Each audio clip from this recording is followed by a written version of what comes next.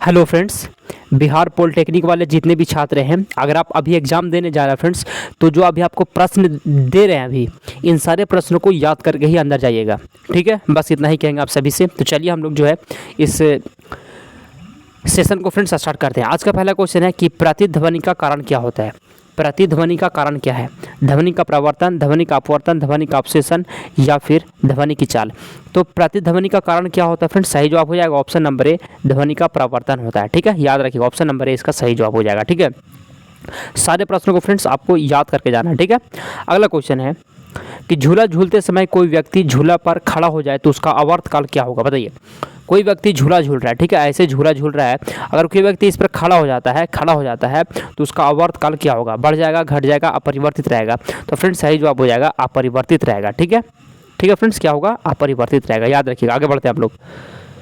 लेकिन यहाँ पे फ्रेंड्स आंसर दिया हुआ घट जाएगा। ठीक है, तो आपको यहाँ पे घट जाएगा ही याद रखना है। ठीक है, आगे बढ़ते हैं। अगला क्वेश्चन है, यदि झूले पर एक व्यक्ति का स्थान पर दो व्यक्ति बैठ जाए तो उसका आवर्तकाल क्या होगा? ठीक है, एक झूला फ्रेंड्स ऐसे मान लीजिए झूला ऐसे ही झूल रहा है, तो एक व्यक्ति मान लीजिए यहाँ पे कोई एक व्यक्ति बैठा है, एक व्यक्ति और अगर आकर बैठ जाए तो उसका आवर्तकाल क्या होगा? बढ़ जाएगा, घट जाएगा, अपरिवर्तित रहेगा या फिर इनमें से कोई नहीं? क्या होगा सही जवाब?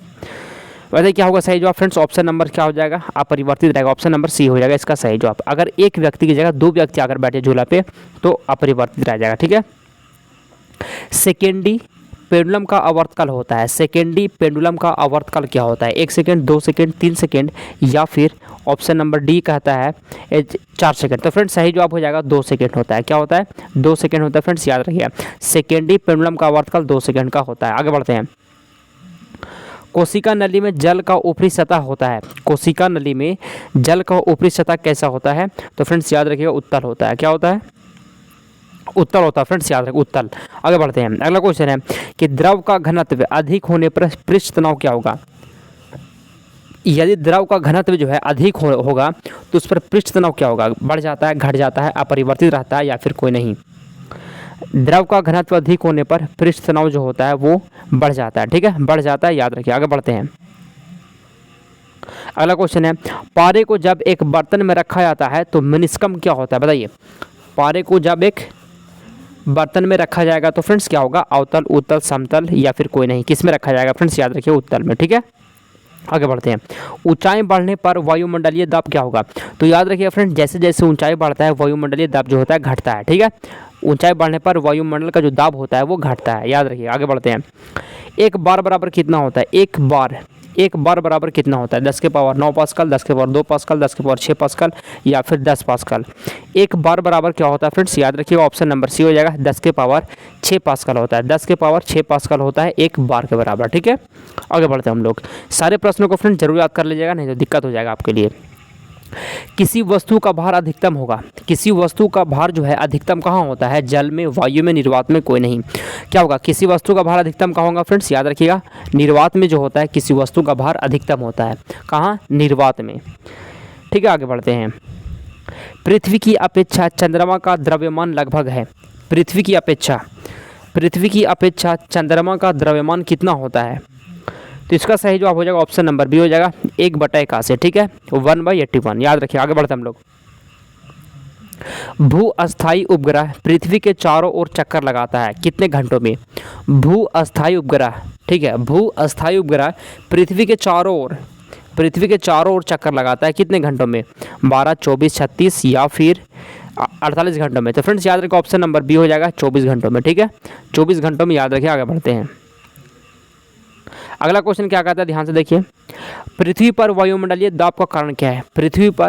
पृथ्वी पर वायुमंडलीय दाब का कारण क्या है? तो याद रखिए फ्रेंड्स गुरुत्वाकर्षण है। ठीक है, गुरुत्वाकर्षण है पृथ्वी पर वायुमंडलीय दाब का कारण। आगे बढ़ते हैं।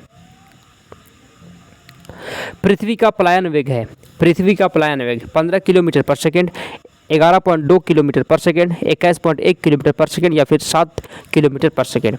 पृथ्वी का पलायन वेग बताइए, क्या होगा सही जवाब? तो फ्रेंड्स याद रखिएगा पृथ्वी का जो पलायन वेग होता है ऑप्शन नंबर फ्रेंड्स यहाँ पे बी हो जाएगा 11.2 किलोमीटर पर सेकेंड होता है। आगे बढ़ते हैं। जब कोई वस्तु ऊपर से गिराई जाती है तो उसका भार क्या होगा? परिवर्तनशील, अपरिवर्तनशील, शून्य या फिर कोई नहीं? जब कोई वस्तु को ऊपर से गिराई जाती है तो उसका भार पर क्या प्रभाव पड़ेगा फ्रेंड्स, याद रखिए परिवर्तनशील होता है। क्या होता है, परिवर्तनशील होता है। आगे बढ़ते हैं। ग्रहों की गति के नियम को प्रतिपादित किया था। ग्रहों के गति के नियम, ग्रह के गति के नियम को प्रतिपादित किया था किसने, न्यूटन, केपलर, गैलीलियो, कोपरनिकस। ग्रहों के गति के नियम को प्रतिपादित किया था किसने, तो फ्रेंड्स याद रखिएगा ऑप्शन नंबर क्या हो जाएगा, बी हो जाएगा। ऑप्शन नंबर बी हो जाएगा, केपलर ने। ठीक है, केपलर होता है, केपलर, याद रखिए। ठीक है, ग्रहों की गति के नियम को प्रतिपादित किया था। आगे बढ़ते हैं। एक जेट इंजन किस सिद्धांत पर कार्य करता है। एक जेट इंजन जो होता है, जेट इंजन, वह किस सिद्धांत पर कार्य करता है।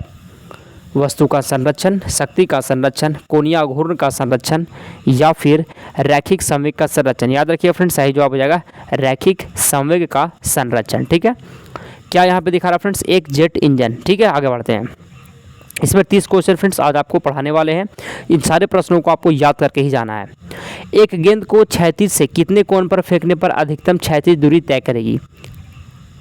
एक गेंद को क्षैतिज से कितने कोण पर, यहाँ पे पूछ रहा है कितने कोण पर फेंकने पर अधिकतम दूरी तय करेगी। बताइए क्या होगा सही जवाब। तो फ्रेंड्स याद रखिए 45 डिग्री से। ठीक है, 45 डिग्री से फेंकेंगे तो कोई भी गेंद होती है वो ज़्यादा दूरी तय करेगी।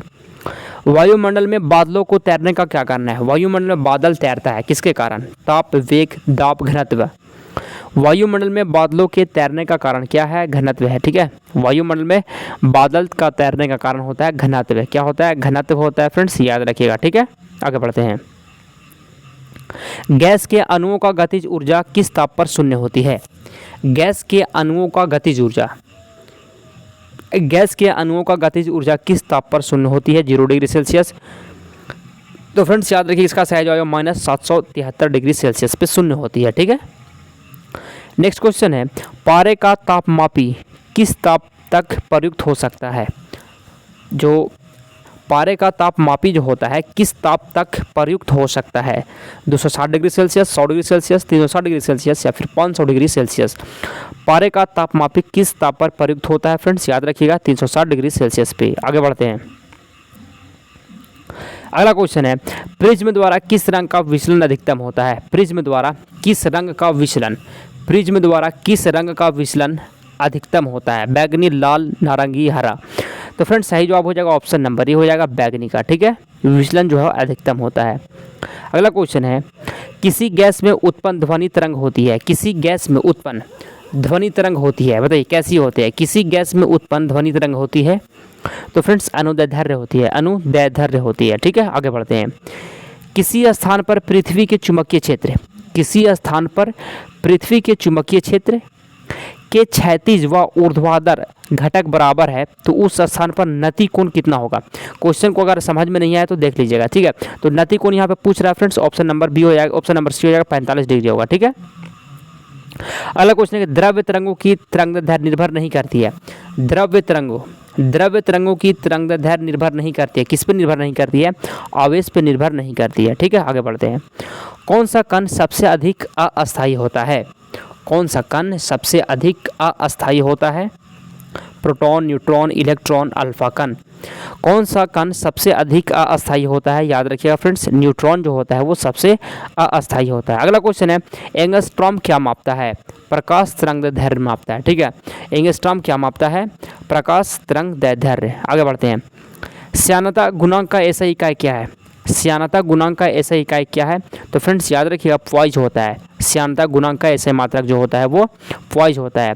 एक फायदम बराबर कितना होता है, एक फायदम बराबर कितना होता है, तो फ्रेंड्स याद रखिएगा एक फायदम बराबर होता है, ऑप्शन नंबर बी 6 फीट होता है। एक फायदम बराबर कितना होता है, 6 फीट होता है। ठीक है, आगे बढ़ते हैं फ्रेंड्स। उससे पहले सुन लीजिए आप सभी को फ्रेंड्स पॉलिटेक्निक का अपडेट समय समय पे चाहिए। पॉलिटेक्निक का अपडेट जो है आपको चाहिए, तो सबसे अच्छा अपडेट जो है इसी चैनल पे आपको बताया जाएगा, इसलिए चैनल को जरूर सब्सक्राइब कर लीजिएगा। ठीक है, टाइपराइटर के आविष्कारक कौन थे, टाइपराइटर का आविष्कारक तो ये फ्रेंड्स याद रखिएगा सोल्स थे। ठीक है, तो चलिए हम लोग वीडियो को समाप्त करते हैं। Thanks for watching.